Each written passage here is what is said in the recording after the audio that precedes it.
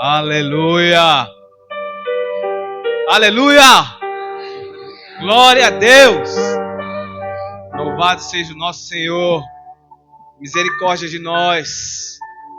Nós somos falhos, pecadores. Muitas vezes nós caímos, mas o Senhor, Ele é fiel. Ele é aquele que não se afasta, aquele que se aproxima de nós.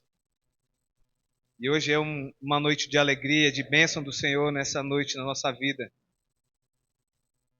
Louvado seja o nome do Senhor. Vou colocar um ventiladorzinho aqui. Resposta de oração, né, Renata? Aleluia. Quem está feliz? Cadê os sobreviventes de 2025? Cadê os sobreviventes de 2025? Agora. Louvado seja o nome do Senhor. Irmãos, antes de nós lermos a Bíblia, você pode abrir agora aí em Lucas 22. A gente vai estar orando, né? Melhor desligar.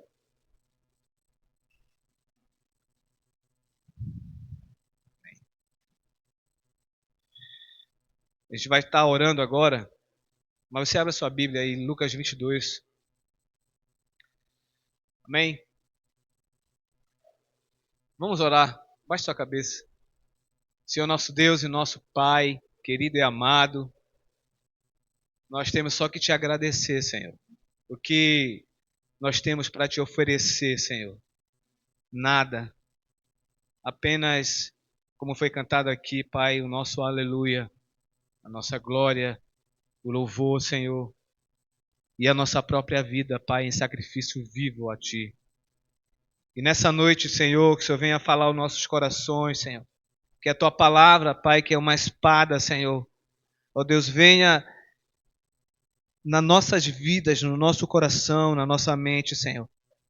Que venha trazer mudança, Pai, transformação de atitude, de pensamento, Senhor.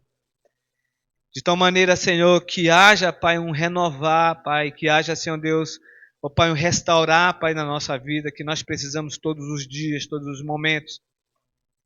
E, Senhor, que o Teu Espírito Santo, o Paracleto, o Consolador, aquele que convence, Pai, o homem do pecado, da justiça e do juízo, a terceira pessoa da Trindade, ele venha em nossas vidas hoje, Senhor. E venha trazer, Senhor Deus, no nosso coração, Pai, a Tua verdade, Senhor. E que essa verdade seja, Pai, implantada, Senhor Deus, no nosso coração e venha trazer fruto, Senhor, em nome do Senhor Jesus, Pai. Eu te agradeço pela vida de cada um que chegou aqui, Senhor, porque foi da Tua vontade, Senhor. Desde o momento que nós levantemos a nossa cama, que nós acordamos, é a Tua vontade operando em nós, Senhor. E nós não queremos nos afastar, Deus, da Tua vontade, da Tua presença, Senhor Deus, que é maravilhosa e essencial, é fonte de vida, Senhor. E é aqui, Deus, nesse lugar que nós nos reunimos, Senhor Deus, todos os domingos, Senhor Deus, para Te adorar e Te louvar, ó Deus, para ser lapidados, confrontados, exortados, admoestados uns aos outros, Pai, porque nós queremos, Senhor Deus, mudança, nós queremos, Senhor Deus, ser parecidos com o Cristo, Teu Filho, Senhor. Porque não queremos mais viver a mesma vida, Senhor. Queremos ter uma vida diferente, Senhor. Porque nós sabemos, Senhor Deus, e agora nós temos entendimento, Senhor, em que direção, Pai, tomar. Em quem nós devemos, Pai, nos espelhar, Senhor. Para quem nós devemos olhar, fitar os nossos olhos, Senhor. É para aí que nós queremos caminhar, Senhor Deus, caminhar para o alvo que é o Cristo. Nos ajuda, Senhor, nessa noite. Nos ajuda, Senhor Deus, a estar diante do Senhor. Não somos dignos, Senhor, não somos dignos, Pai. Mas por causa do Cristo naquela cruz, nós fomos justificados. E hoje nós somos nova criatura e o Senhor pode olhar para nós e vermos, Senhor Deus, pessoas justificadas pelo Senhor Jesus. E nós podemos adentrar diante do Santo dos Santos e falar com Deus. O Senhor que é o Todo-Poderoso, Santo, Santo e Santo. Aquebranta, Pai, os nossos corações, tira toda a frieza, Senhor Deus, todo o desânimo, que todo o pensamento, que toda a mente, Deus, Ó Pai, que esteja porventura com alguma fortaleza, seja quebrada agora, em nome do Senhor Jesus Cristo. É nesse nome, Senhor Deus, que nós oramos e que nós te agradecemos, Pai querido. Amém, e amém, e amém. Aleluia. Glória a Deus. Santo, santo é o Senhor. Lucas 22, versículos 31 e 32. Amém. Pode ler comigo? 1, 2, 3. Simão, Simão, eis que Satanás vos reclamou. Tá só eu falando. Vocês querem ler aqui, é? Sério mesmo? Então bora. Já. Simão, Simão, eis que Satanás vos reclamou para vos peneirar.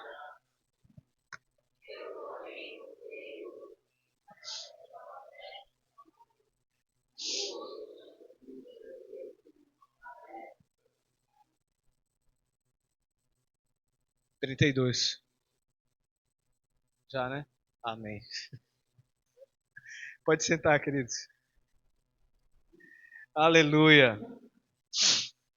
Volta lá a tela lá, irmão. Do...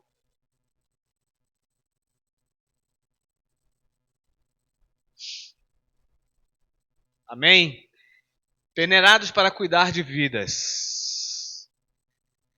Então esse texto aqui que nós lemos, esses dois versículos, ele está dentro de um contexto que antecede, né, que precede a ceia do Senhor e antecede a prisão de Jesus, a oração de Jesus de Getsêmani.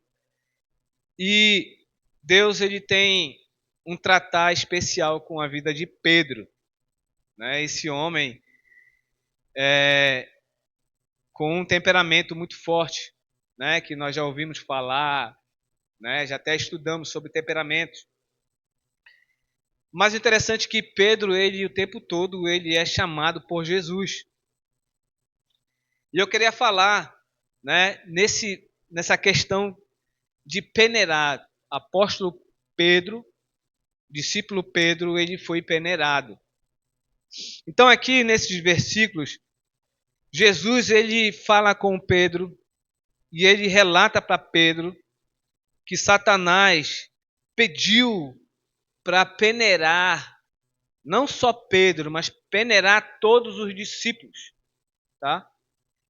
E esse ato de peneirar, ou em algumas versões fala como está escrito como cirandar como trigo, tá? Eu me lembro que logo quando eu li esse texto, né, que eu estava andando no Evangelho, eu pensava que cirandar tinha alguma coisa a ver, né, com aquela brincadeira de ciranda, cirandar, porque ficava cirandando. Mas esse cirandar tem a ver com peneirar. Tá? Se alguma versão está aí, cirandar é uma expressão, tá? Da agricultura que é peneirar o trigo. Então, essa expressão, que era uma cultura da época de Jesus, ele descrevia um processo de peneiração do trigo. Ou seja, assim como está essa imagem aqui, ó, era uma peneira grande, e lá eles colocavam o trigo.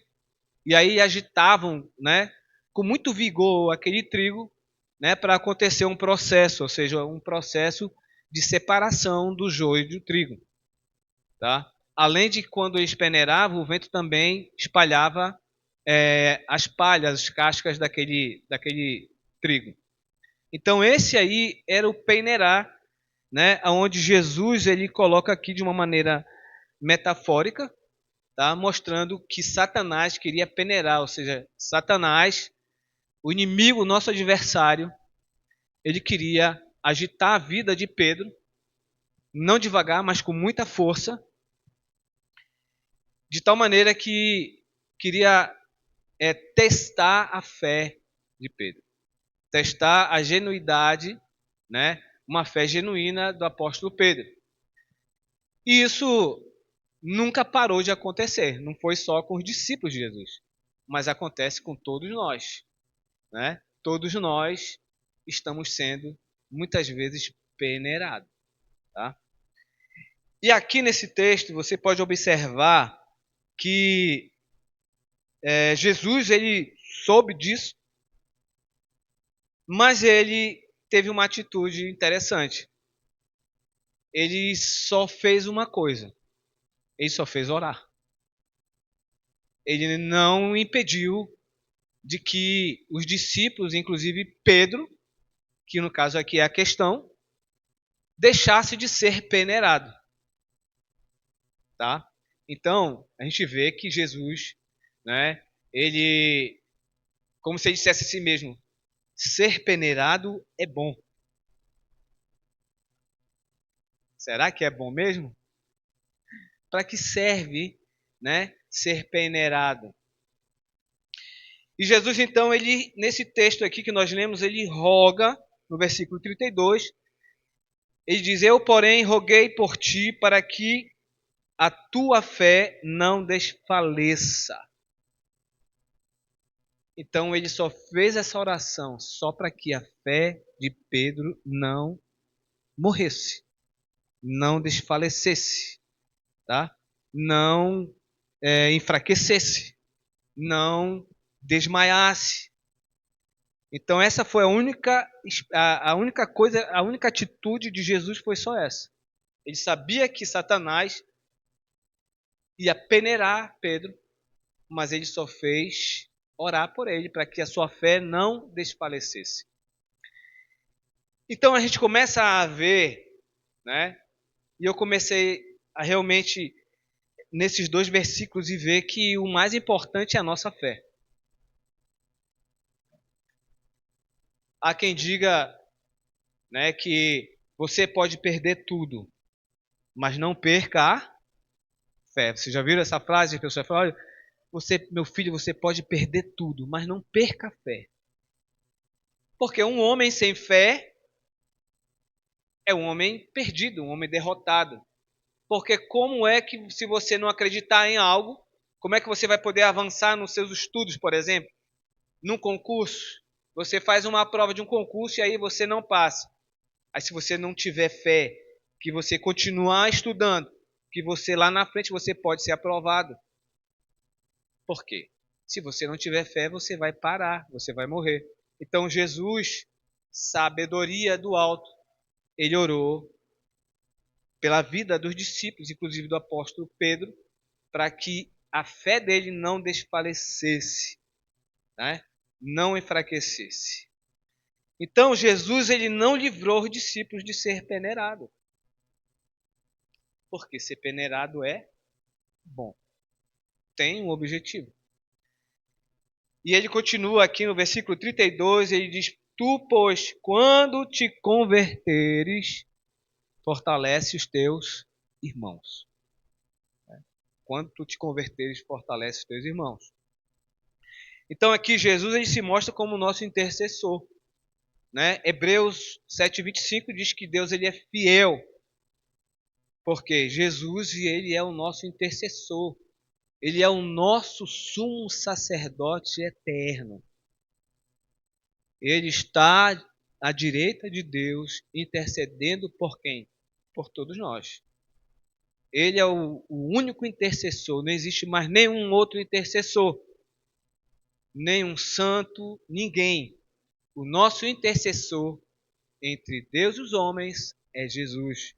Então, Jesus, tomando essa posição de intercessor, ele orou, ele rogou a Deus para que a fé do apóstolo Pedro não desfalecesse. Então, Satanás ele pede para peneirar os discípulos, mas Jesus não os livra. Ele ora por eles. Por quê? A fé é mais importante. 1 João 5, capítulo 5, versículo 4 ao 5, você vai ver, né, o apóstolo João dizendo o seguinte: E esta é a vitória. Esta é a vitória de todo discípulo de Jesus que vence o mundo. Qual é a vitória? A nossa fé. A nossa fé. Vencer o mundo. Né? vencer o mundo. Jesus falou: no mundo tereis aflições, tende coragem, eu venci o mundo. Então, vencer o mundo é você não se conformar com este mundo, é você andar de contra, né, todo direcionamento, pensamento, filosofia, princípios desse mundo. Vencer o mundo é você deixar de focar em si mesmo e você viver para o próximo, para abençoar o próximo. A gente já estudou, a gente já foi ministrado aqui várias vezes sobre uma árvore frutífera, né? A árvore frutífera, ela dá frutos, não é para a árvore comer, ela dá frutos para quem comer? Para o outro comer. Então você é uma árvore, você é aquele que dá frutos. Então você tem que servir ao próximo. Você vence o mundo com a fé de tal maneira que você vai vencer. Você vai agir pagando o mal com o bem. Você vai agir com justiça. Você vai agir com amor. Então você vai agir com atitudes que são contrárias ao mundo. E você tendo fé, você vai vencer o mundo. Amém? A fé, ela indica o quê? Perseverança. Jesus falou lá em Mateus 24:13: aquele, porém, que perseverar até o fim, esse será salvo. Então, perseverar é você ter fé. Então, por isso que Jesus orou, não tirou os discípulos de serem peneirados, né, através das dificuldades, das lutas, das tentações causadas pelo nosso adversário, mas Jesus orou para que a fé dos discípulos permanecesse, não desfalecesse. Por quê? Jesus, ele sabe, se nós, com a fé que temos, que Deus nos abençoou com essa fé, se nós permanecermos crendo nele, a gente vai vencer. E a Bíblia já falou que nós somos mais do que vencedores. Aleluia!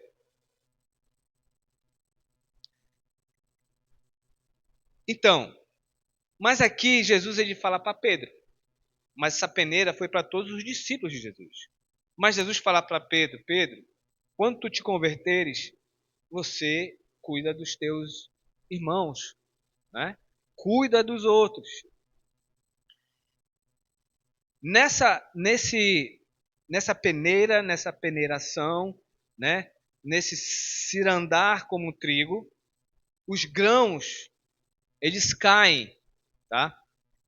E ali há a separação do joio, do grão e do joio. Tem um texto na Bíblia que há uma plantação, e aí nessa plantação,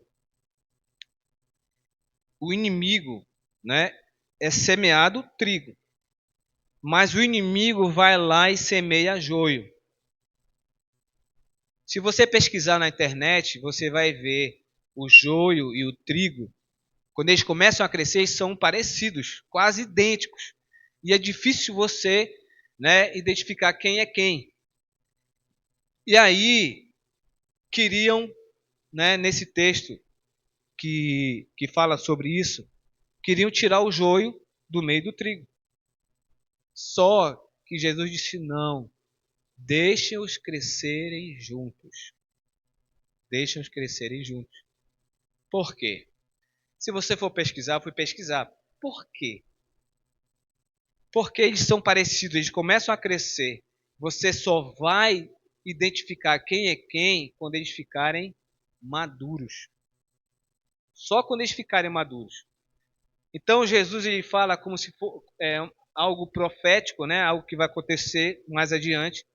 E ele fala que quando acontecer a colheita, e aí vai haver a separação do joio e do trigo.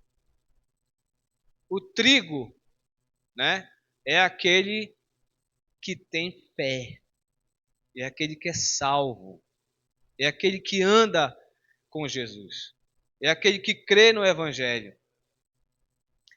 Então o apóstolo Pedro, né, ele foi um discípulo que a todo momento ele é aquele que dizia: eu estou com Jesus, eu vou morrer por ti, Jesus, ninguém vai te prender, porque eu não vou deixar.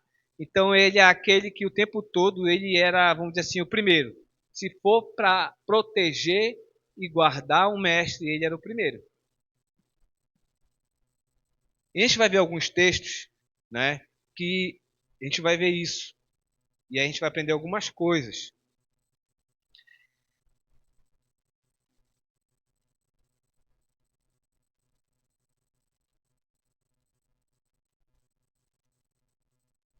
Quero que você abra a sua Bíblia, o irmão pode colocar aqui para nós. Mateus 16, do versículo 13 ao 23. Mateus 16.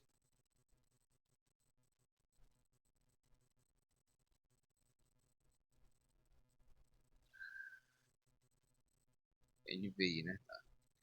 Diz assim, do 13 ao 23.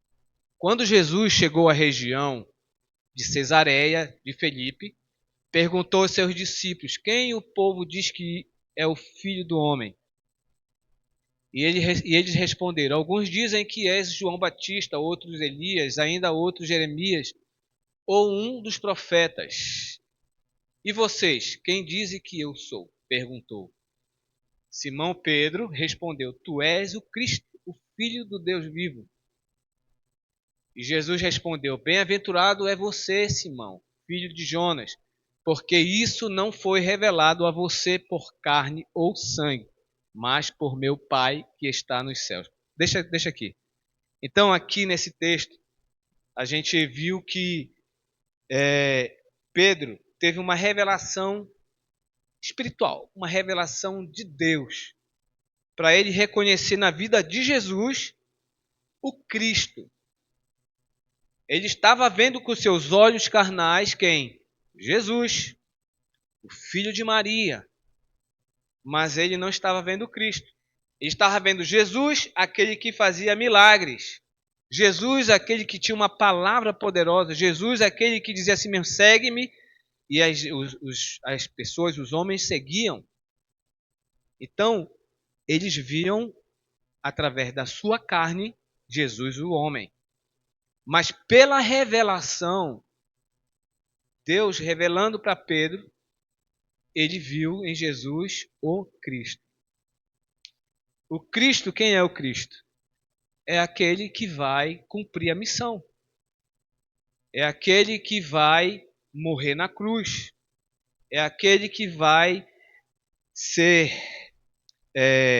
cumprir a vontade de Deus. Esse é o Cristo. Então, continuando os versículos 18 agora. E eu digo que você é Pedro, e sobre esta pedra edificarei a minha igreja, e as portas do Hades, a outra está a porta do inferno, não poderão vencê-la. Eu darei a você a chave do reino dos céus, tudo o que você ligar na terra terá ligado nos céus, e o que você desligar na terra terá sido desligado nos céus. Então advertiu os seus discípulos de que não contasse a ninguém que ele era o Cristo. A partir daquele momento, Jesus começou a explicar aos seus discípulos que ele tinha que ir para Jerusalém e sofrer muitas coisas nas mãos dos anciãos, dos chefes, dos sacerdotes e dos mestres da lei, bem como ser morto e ressuscitar no terceiro dia. E Pedro, chamando-o à parte, começou a reprová-lo, dizendo: tem compaixão de ti, Senhor. Isso de modo algum te acontecerá. Mas Jesus, voltando-se, disse a Pedro: arreda, Satanás, tu és para mim pedra de tropeço, porque não cogita das coisas de Deus, e sim das dos homens. Deixa aí. Então aqui agora Jesus está repreendendo Pedro e dizendo: arreda-te para trás de mim, Satanás. Então a gente pode ver que de repente Pedro estava lá em cima, se achando o tal, porque ele recebeu a revelação. E aí Jesus, olha, tu vai receber a chave e tudo mais, para tudo aquilo. Aí Pedro, com certeza, ele se encheu o peito dele e disse: eu sou o cara. Entendeu? Eu sou aquele. Mas o apóstolo Paulo, ele fala que aquele que está de pé, cuidado para que não caia. E aí a gente viu o que aconteceu. Ele caiu. Ele teve uma revelação de Deus, reconhecendo quem era Jesus, que era o Cristo. Mas agora ele começou a cogitar das coisas da terra. Quais eram as coisas da terra que ele cogitava? Não era ouro, não era nada. Era um rei carnal, um rei homem. Ou seja, eles achavam que Jesus seria o próximo Davi, aonde ia livrar o povo judeu, né, das mãos dos romanos, do sofrimento que os romanos causavam para o povo de Deus. Então Jesus falou para ele: para trás de mim, Satanás. Por quê? Porque ele não estava cogitando das coisas do Cristo, né? E ele ainda chama o quê? De pedra de tropeço. Será que eu e você, algumas vezes, estamos sendo pedra de tropeço? Onde nós não estamos entendendo, né, a revelação de Deus, quem é o Cristo, e na verdade nós temos sido e andado como anticristo, andando contra Cristo. Porque Cristo carregou a cruz e morreu naquela cruz. E Jesus também quer que nós carregamos a nossa cruz de renúncia, né? Eu gosto muito disso porque é algo que me confronta o tempo todo, a cruz. Me confronta, né, em falar de renúncia, de pagar o preço, porque é algo que é uma luta contínua na nossa vida. E dessa maneira, né, o nosso inimigo, o nosso adversário, ele sabe disso e aí o que ele faz? Ele quer nos peneirar, quer testar a nossa fé. Eu sei, eu já conversei com alguns irmãos e, e eles relataram muitas coisas que têm acontecido e eu vejo aí um peneirar na vida deles, aonde esse peneirar tem tentado trazer para a vida deles, a vida de todos nós, um desânimo, uma fraqueza, um desfalecer da nossa fé. Mas eu quero dizer para você que Deus ele não vai nos tirar dessa peneira. Mas uma coisa é certa, Jesus falou e ele prometeu, e nós temos que ter fé e crer, que ele disse que ele estaria conosco todos os dias até a consumação dos séculos. Então Jesus ele está conosco. Não é legal isso? Não é bênção? Você pode dizer glória a Deus. Eu digo glória a Deus quando eu lembro disso. Jesus está comigo, né? Jesus está comigo nessa batalha. Jesus está comigo nessa dificuldade. Eu caí, Jesus está comigo, né? Pedro andando sobre as águas, e aí ele deixou de olhar para Jesus, olhou para as águas, para a tempestade, começou a afundar. E aí Jesus estava longe, mas quando ele afundou, Jesus estava perto. E aí Jesus pegou na mão dele. É assim que acontece conosco, sabe? Jesus ele usa um irmão, um discipulador, ele usa os pastores, ele usa os líderes, ele usa para que ele possa nos tirar, né, dessa dificuldade, de tal maneira que a nossa fé não desfaleça, porque ele tem propósito para nós. E o propósito que ele tem para nós é que a gente seja a bênção na vida das outras pessoas, que a gente venha cuidar das outras pessoas, para que a missão do Cristo seja realizada na nossa vida. Então Deus revelou para Pedro que ele era o Cristo, depois Jesus repreendeu ele, dizendo para trás de mim, Satanás, depois disse para Pedro que ele era a pedra de tropeço. Difícil, né? Difícil, né? Se a fé de Pedro tivesse desfalecido, acho que ele já tinha desistido. Porque tanta da repreensão que Jesus dava para ele, já pensou no meio de todos os seus amigos ser chamado de Satanás pelo seu líder? Mateus 26:35. Se quiser colocar, coloque aí, mas eu vou só falar em resumo o que diz lá. Jesus falando para os discípulos, dizendo que era necessário ele morrer, ser castigado, né? Ir para Jerusalém, morrer. E aí o apóstolo Pedro, ele chega lá e diz: Senhor, se você não vai para lá, não vai morrer. Porque de maneira nenhuma, né, você não vai ficar sozinho. Eu posso até morrer por ti. E eu nunca vou te negar. Olha só, Pedro se comprometendo. É aquele banco, irmã? É. Amém. Será que é a peneira que tá agindo aí? Irmã, não desfaleça. Então, aqui nesse versículo, Jesus está dizendo que ele ia morrer, que ia para lá e tal, e Pedro se levanta e diz que não, eu vou morrer contigo e não vou te negar. Olha lá, se comprometendo. Quantas e quantas vezes a gente já se comprometeu com tantas coisas com Jesus e muitas vezes a gente não tem cumprido? A gente tem que ter cuidado, sabe, irmãos, com o que a gente fala, com o que a gente se compromete com o Senhor.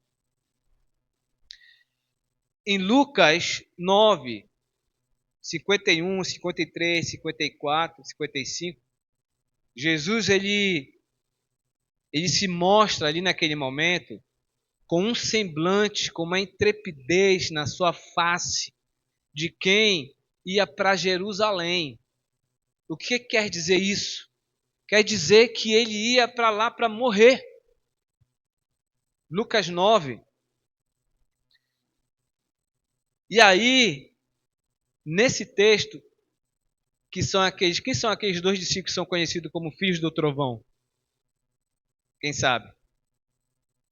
Tiago e a pastora Luciana não fala, a pastora Luciana sabe toda a Bíblia desde o início ao fim.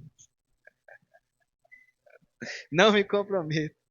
Tiago e João, lá no versículo 55, eles falam assim: Não, Senhor, sabe o que a gente vai fazer? A gente vai jogar fogo aí para matar esse pessoal.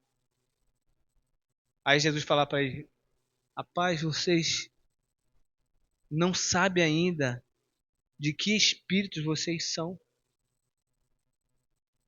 Vocês são do Espírito de Cristo. O Espírito de Cristo é para salvar. Sabe aquele teu vizinho lá que coloca aquele som altão, que não te deixa de dormir lá no domingo, descansar? Olha, a irmãzinha está balançando a cabeça. Você tem que, sabe, ter o Espírito de Cristo.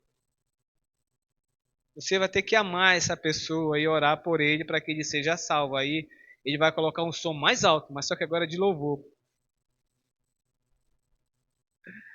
Então Jesus fala para aqueles discípulos assim: vocês não sabem que espírito sois, que é um espírito de salvação, de amar o teu inimigo, de amar o teu próximo. Então tudo isso tem a ver com peneirar. Voltando aqui no versículo 22 de Lucas, no versículo 46,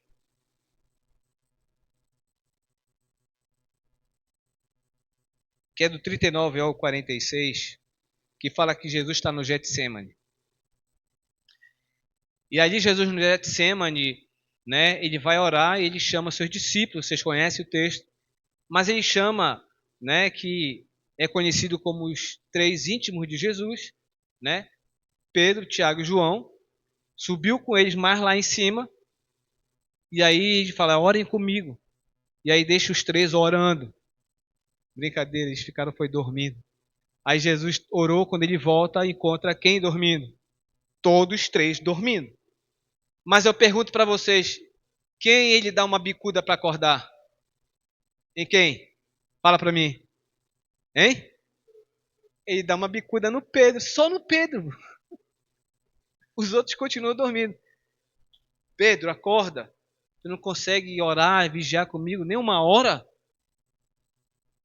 Claro que Pedro deve ter acordado os outros. Ele não vai ficar assim, bora, acorda também vocês aí.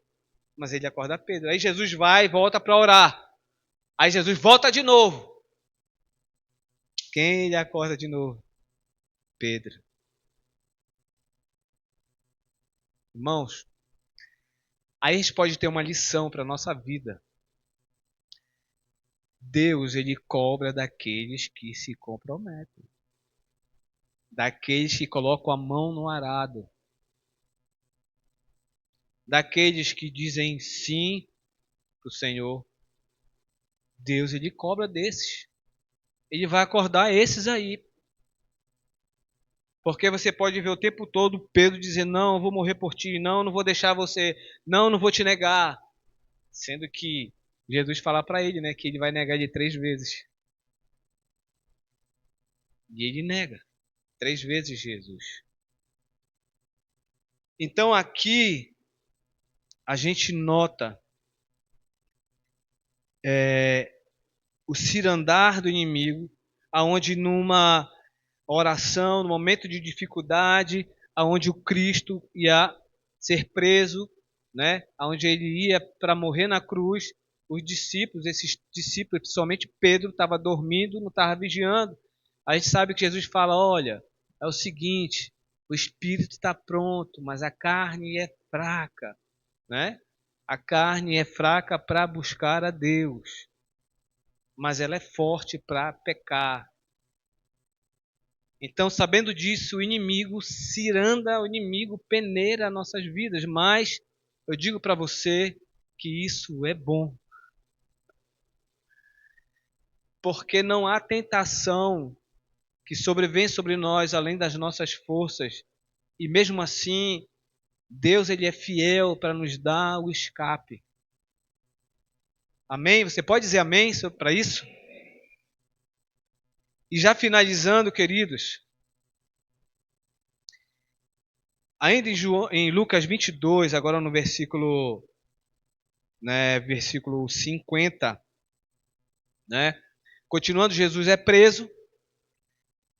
E aí, quando vão prender Jesus, tem um dos discípulos que vai lá e corta a orelha de um aprendiz do sacerdote. Quem é esse que corta a orelha? É, Pedro de novo, meu Deus. Depois eu comecei a ver se fiquei com pena de Pedro. Olha. Mas tudo isso tinha um propósito na vida de Pedro. Então aqui Pedro, ele tira a espada. Você pode ver isso melhor, né? Aqui não fala o nome de Pedro, só fala um discípulo, né? Um deles, um discípulo, feriu o servo. Mas lá em João, capítulo 18, no versículo 10, dá o nome de quem corta a orelha e dá o nome de quem é cortado a orelha. Então Pedro corta a orelha do aprendiz de sacerdote Malco. E aí tem um ensinamento muito interessante nesse episódio, né? Jesus manda Pedro guardar a espada dele. Pedro tinha que se converter. Quem precisa se converter aí?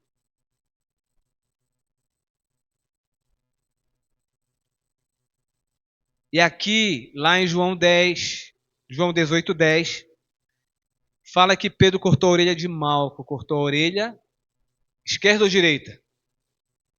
Isso. Gente cabra bom de Bíblia. Gente que participa da escola bíblica. A orelha direita de Malcolm. E aí Jesus faz o quê? Pega a orelha dele, passa a super bonde, de volta. Esse Malcolm, ele era um aprendiz de sacerdote. Ele estava sendo ensinado para futuramente ser um sacerdote, para servir a Deus no templo. E Jesus sabia disso. E Jesus foi lá e curou aquele homem. E restaurou o sonho. Então, quero dizer para você, abrindo parênteses, aliviando a peneira, que Jesus, ele restaura sonhos. Sabe? Se um dia alguém cortou a sua orelha, o seu sonho, algo que você desejava na sua vida, eu digo para você que aquele que curou, que fez esse milagre, colocou a orelha daquele homem chamado Malco, ele está aqui hoje. Ele pode restaurar, sabe, os teus sonhos, para a glória e honra dele. E aqui novamente Pedro pisou na bola, mas Jesus sempre rogando por Pedro para que a sua fé não desfaleça.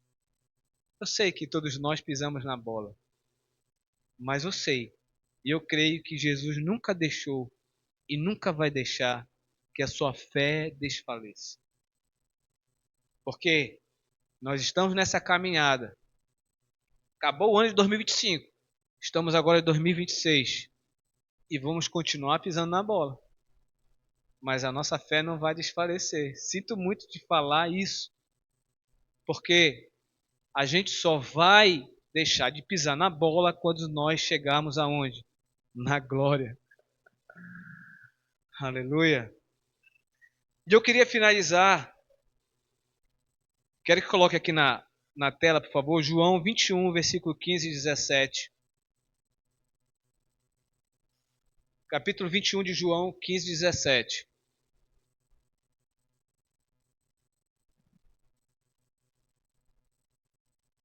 Evangelho de João 15 a 17. Depois de terem comido, perguntou Jesus a Simão Pedro: Simão, filho de João, amas-me mais do que a estes outros? E Pedro respondeu: Sim, Senhor, tu sabes que te amo. Ele lhe disse: Apacenta os meus cordeiros. Novamente Jesus disse: Simão, filho de João, você me ama? Ele respondeu: Sim, Senhor. Tu sabes que te amo. Jesus disse: Pastorei as minhas ovelhas. Para aqui. Não dá para ter assim uma dó de Pedro, né? Próximo e último versículo. Pela terceira vez ele lhe disse: Simão, filho de João, você me ama? Pedro ficou triste. Por que Pedro ficou triste? Porque ele perguntou que ele o amava? Sabe por quê? Eu estava lendo e Deus me disse, né? Que foi porque ele perguntou 3 vezes. Ele perguntou 3 vezes. Vocês lembram? 3 vezes me negarás. Então, Jesus estava mostrando para Pedro que ele estava convertido de todo o processo de peneiração que Jesus permitiu na vida de Pedro, ele estava convertido. E Pedro ficou triste porque Jesus perguntou pela terceira vez: Você me ama? E ele disse: Senhor, tu sabes todas as coisas e sabe que te amo. Jesus lhe disse: Cuida das minhas ovelhas. Então, queridos, apacenta e cuida de vidas. Então, o apóstolo Pedro foi curado, foi sarado. Então, é isso que, através dessa peneira que nós passamos como discípulos de Jesus, com o objetivo de sermos transformados e convertidos, sabe? De tal maneira que Deus, através de muitas ferramentas que Deus usa, a gente é sarado e curado. Pastor, que ferramentas? Palavra de Deus, oração, discipulado, grupo familiar, escola bíblica, pregação. Deus, ele nos transforma, ele nos confronta. De tal maneira que pode trazer tristeza para você, como trouxe tristeza para Pedro, onde ele ouviu a terceira vez, ele lembrou que ele negou Jesus 3 vezes. Ou seja, não só ele lembrou que negou Jesus 3 vezes, mas ele lembrou de todos os momentos que ele falou: Jesus, eu vou estar contigo. Jesus, não vou deixar ninguém te prender. Jesus, eu vou morrer contigo. Jesus, eu nunca te negarei. Então, tudo isso passou na cabeça de Pedro e ele ficou triste. Mas ele, transformado, ele disse, e ele viu agora que não era pelo muito falar, mas era pelo que tinha acontecido dentro dele. Então, como se ele dissesse para Jesus: Jesus, tu sabe, não é preciso mais eu te falar, porque tu sabes a minha intenção, tu sabes o que me move, tu sabes agora quem eu sou em ti. Amém? Se coloque de pé, em nome de Jesus. Você pode dizer amém. Quem quer ser peneirado? Amém? Quem está sendo peneirado aí? Eu. Aleluia.